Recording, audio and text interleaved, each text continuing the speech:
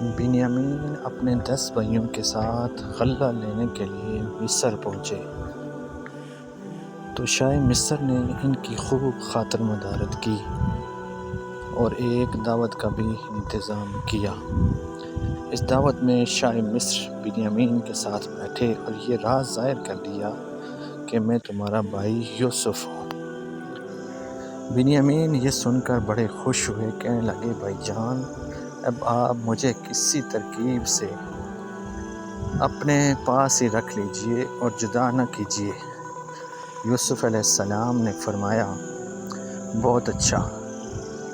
یوسف علیہ السلام نے سب بھائیوں کو ایک ایک بار اونٹ غلہ دیا اور بنیامین کے حصے کا بھی ایک بار اونٹ غلہ تیار کیا۔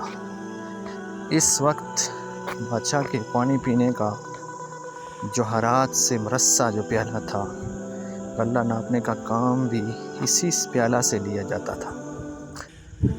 یہ پیالہ یوسف علیہ السلام نے بنیامین کے کچاوے میں رکھوا دیا اور یہ قافلہ کنعان کے ارادے سے روانہ ہو گیا۔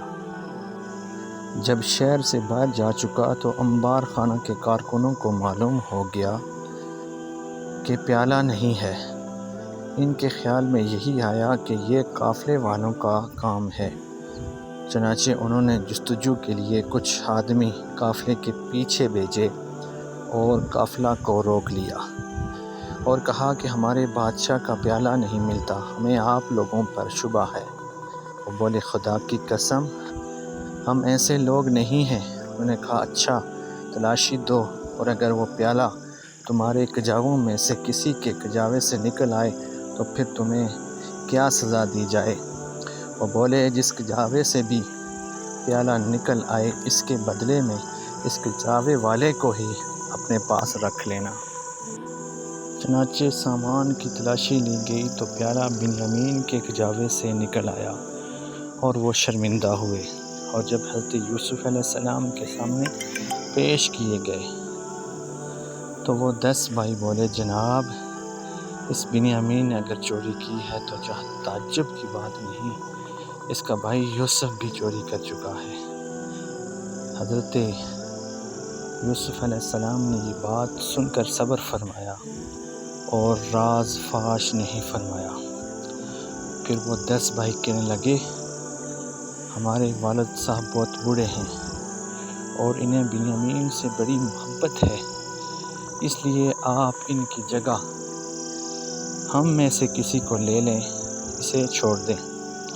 یوسف علیہ السلام نے فرمایا ہم اس کو لینے کے مستحق ہیں جس کے کجاوے سے ہمارا مال نکلا ہے، اس کے بدلے دوسرے کو لینا تو ظلم ہوگا۔ یہ صورتحال دیکھ کر وہ 10 بھائی آپس میں سرگوشیاں کرنے لگے کہ اب کیا کیا جائے۔ ان میں سے بڑا بولا کہ ہم والد صاحب سے بنیامین کے بارے میں اللہ کا ذمہ دے کر آئے ہیں، بنیامین کو نہ پا کر وہ ہمیں کیا کہیں گے، میں تو یہیں رہتا ہوں اور تم جاؤ اور والد صاحب سے سارا واقعہ کہہ دو۔ چنانچہ بڑا بھائی وہیں رہا اور باقی کنعان واپس پہنچے اور حضرت یعقوب علیہ السلام سے سارا واقعہ بیان کر دیا۔ حضرت یعقوب علیہ السلام نے سارا قصہ سن کر پھر فرمایا کہ اچھا میں تو اب بھی صبر ہی کروں گا اور عنقریب مجھے اللہ تعالیٰ ان تینوں سے ملا دے گا۔ پھر یعقوب علیہ السلام الگ ہو کر یوسف علیہ السلام کو یاد فرمانے لگے۔ بیٹے بولے ابا جان کیا آپ ہمیشہ یوسف ہی کی یاد کرتے رہیں گے؟ آپ نے فرمایا میں اپنے غم کی فریاد اپنے اللہ ہی سے تو کرتا ہوں، اور سن لو اور جو کچھ اپنے اللہ سے میں جانتا ہوں تم نہیں جانتے، میرے بیٹوں کا سراغ لگاؤ اور اللہ کی رحمت سے نا امید نہ ہو۔